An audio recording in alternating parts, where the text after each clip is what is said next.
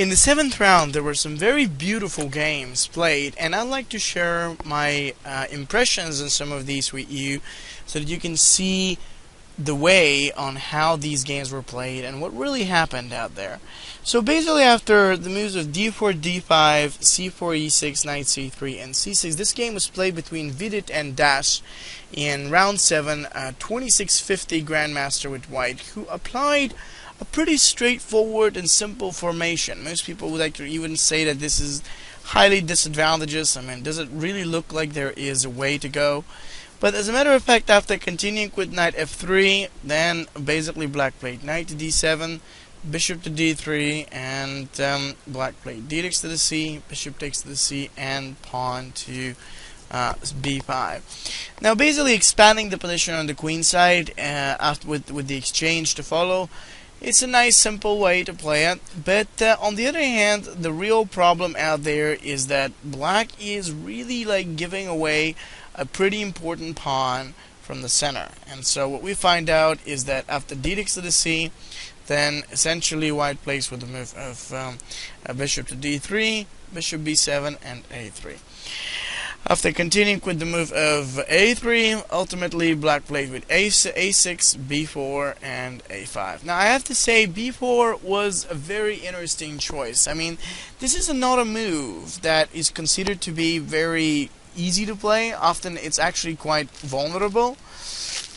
But it kind of provokes black to start playing on the queen side, and then essentially gives white the ability to expand quickly on the center area and somewhere else where it actually would look like he's got more possibilities to jump. So what happened in this case is that ultimately after b4, then basically black played with the move of a5, and essentially there's the move of rook to the b1, a takes to the b, a takes to the b, bishop to the d6 in this type of position. Then there was a short castles, and of course after that variation, black castled, and then there was the move of queen to c2 with e4. It was a really good way to follow up and break and challenge the center, because the e5 seriously looks like an excellent way to follow up quickly. So what we find out is that after the move of pawn up to the e4, now e5 is really strong. Black has to do e5 on his own, and essentially after that there was knight e2.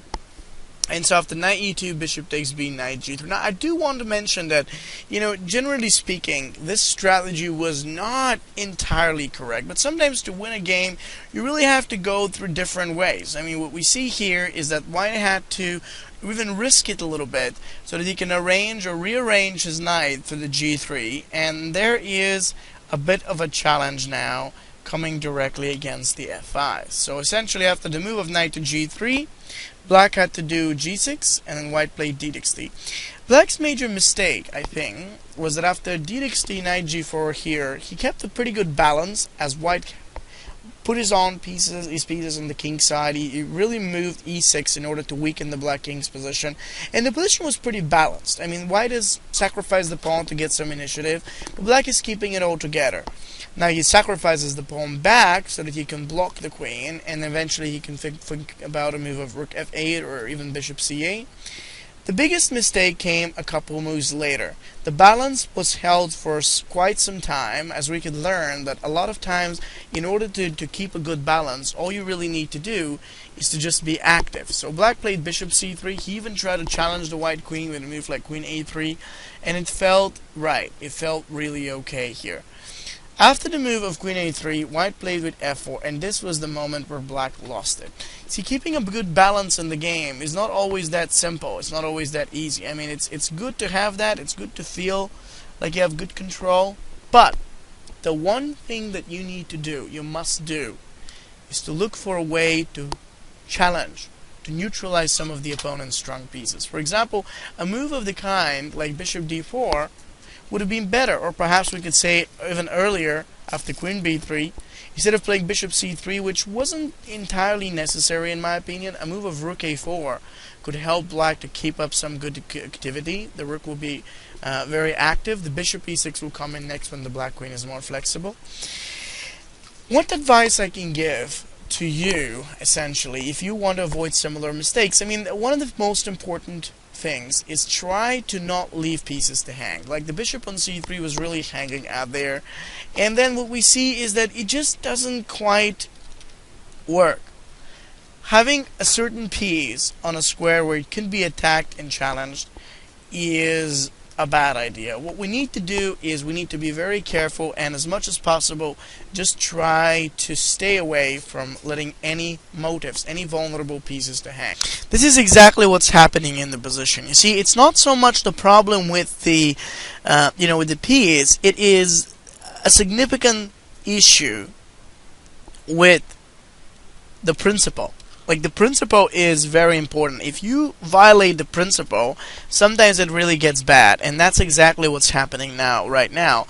The problem with this move is exactly the fact that after the bishop comes out to the c3, there is going to be a really difficult problem in that position. Then what we see is that now white is able to play bishop e3. He forces a serious challenge against the queen.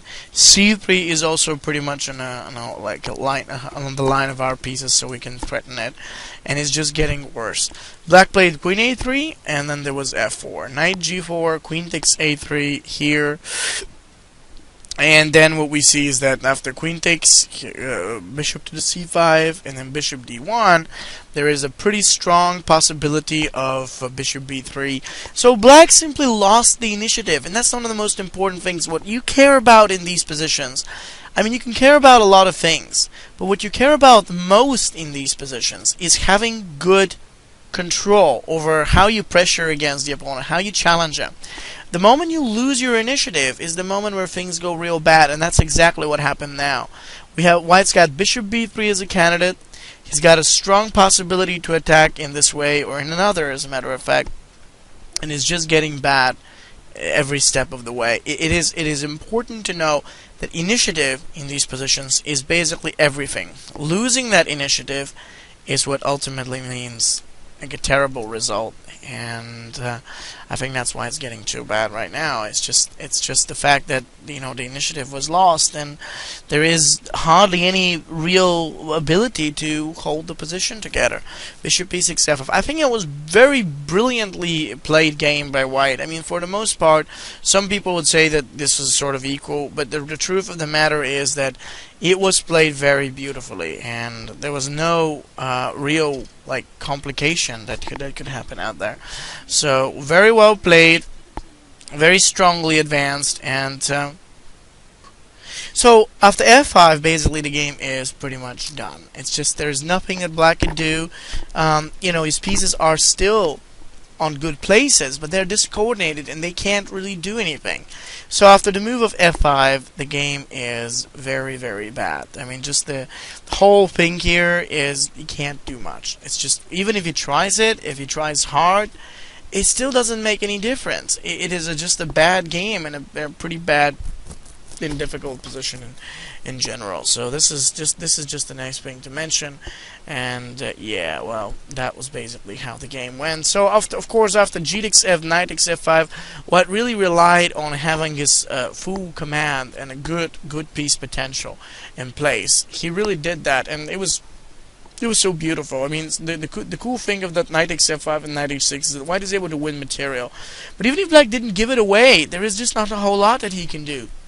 You can look at the position and you find out it's not just the black bad-looking pieces that he's got. It's also the fact that his king is not so safe. It's the knight on the g4. It's the coordination and everything that simply shows and kind of yells that white is so much better over here.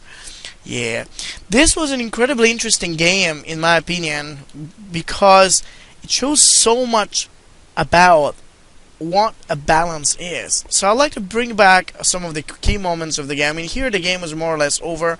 Perhaps white made a slightly worse move with h4. Rook e3 could have been played to push the black knight away, but this was good too. It pushed the knight in a different way. It took it. Black didn't want to make it move because of the checkmating possibilities. That's what h4 was about. It was a bit slow, but it did its job, so it was a fine move.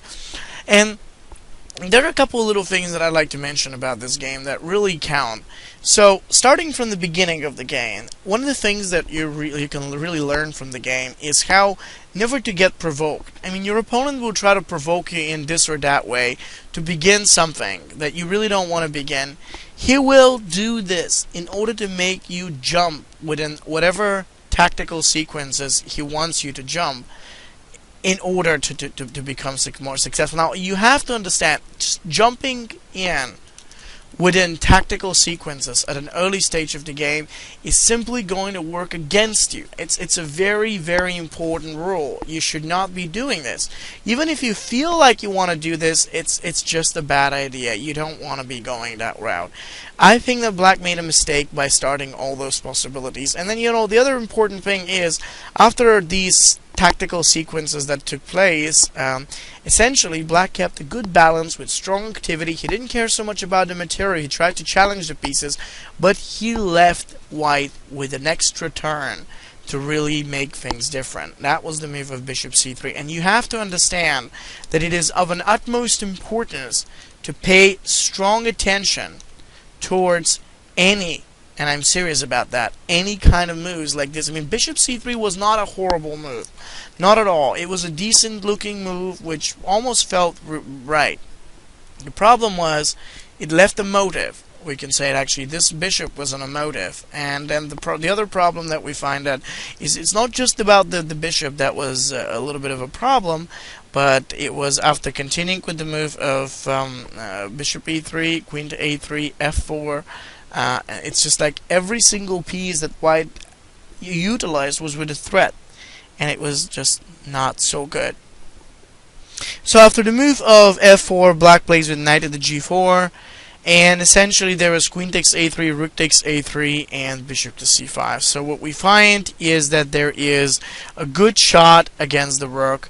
There's a nice attacking possibility after rook a2, bishop d1. There is f5 2, which we see is beautiful, and so after g takes f, knight takes f5, a nice attack against the knight on the g4, and a couple of the black pieces just sitting on the back side and being terrible is just what we need to do. So I think that it was very, very well played by White. Knight f6, knight to the h6 check, a great tactical sequence coming up instantly against the black king, and that was very good. That was really, really well played, I have to admit. And so what happens, of course, next? I mean, in the end, at the end of the day, after that last move, obviously Black played king g7, so the game was more or less lost. It was very beautifully played in that direction, in regard to what happened. So, good game. Now let's talk about another one. Today's game was an incredibly fighting game that was played between 24 and 2600 players. And the reason why I'm saying that it was incredibly feisty game was because there's lots of things out there that just made it so beautiful, like, to watch. So let's see exactly what went right and what went wrong in that game so we can learn. Basically, after the moves of e4, e5, knight f3, knight c6, and then bishop to the b5, actually what happens is that in this moment, sure, there is a6, White's bishop has to come back, and then knight f6. So Black was actually a pretty strong player, so he went on with bishop e7 and b5, forcing the White bishop to move away. And then what we get to see is that White has to put bishop to b3, d6, castles, and bishop g4. Now this is the main theory of the line. Now, for those of you who may not know it too well, it is a pretty straightforward line. The main job that, obviously Black is having is to force a bit of an attack against the knight on f3, and also, of course, the main goal is, as this attack takes place, well, White is forced to move his own pawn from d5. It's like he just needs to do it, after which Black could jump in and possibly force his pieces towards the center. So like after this, knight a5, bishop to the c2, there was queen c8, c6, bishop d7, queen takes to the c, and now his pieces are focusing onto the queen side out there. So this is valuable. After rook f c8, this knight e3 comes in. Now, basically, after that type of a move, black played with the move rook to the b8 here, and then after the move rook to b8, well, let's see.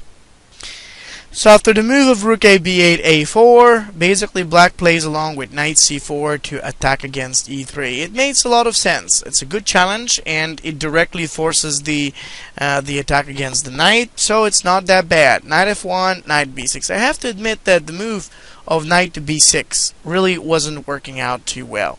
I don't understand what was the probably the reason for which black did it this way, but whatever it wasn't such a good idea. Don't go backward. That's one of my major suggestions. Whenever I see a move with which we actually go back, we are losing a lot of control and lots of possibilities. I know that backward moves are not good. I mean, we're talking about the 2600 Grandmaster, so usually those players know when they can actually make an exception and how to make one.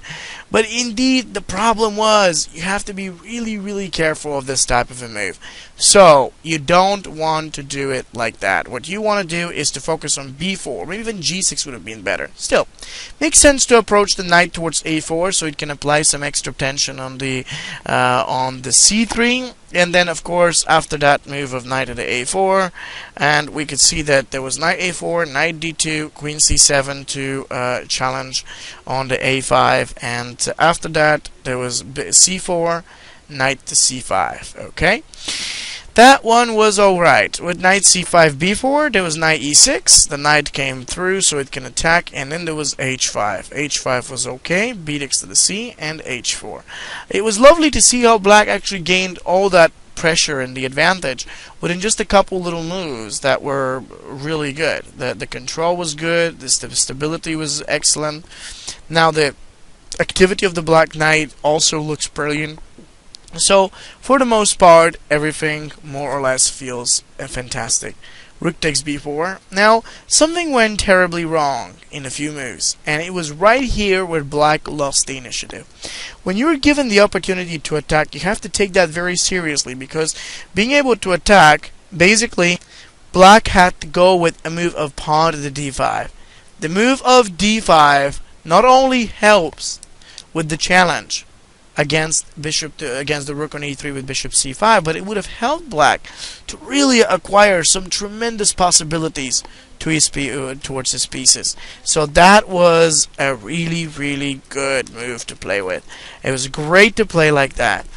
I have to tell you, every single time when you're given even the smallest bit of an advantage that may not be permanent, may not be enough so that you could win, you want to think of a way to transform it. You want to think of a way to really break through and open or attack. A move of d5 would have helped exactly in that regard.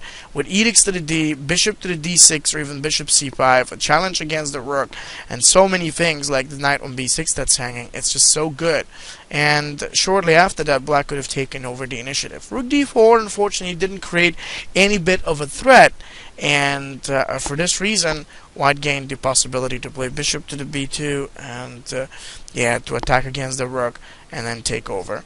So bishop takes d, takes rook b3, rook b1, and knight f2. So black lost not only material, but I mean, for the most part, it looks like a really hard game. It's just we don't have the ability to set any real threats. It's like white is able to advance and bring his pieces closer and together, so it's not nice.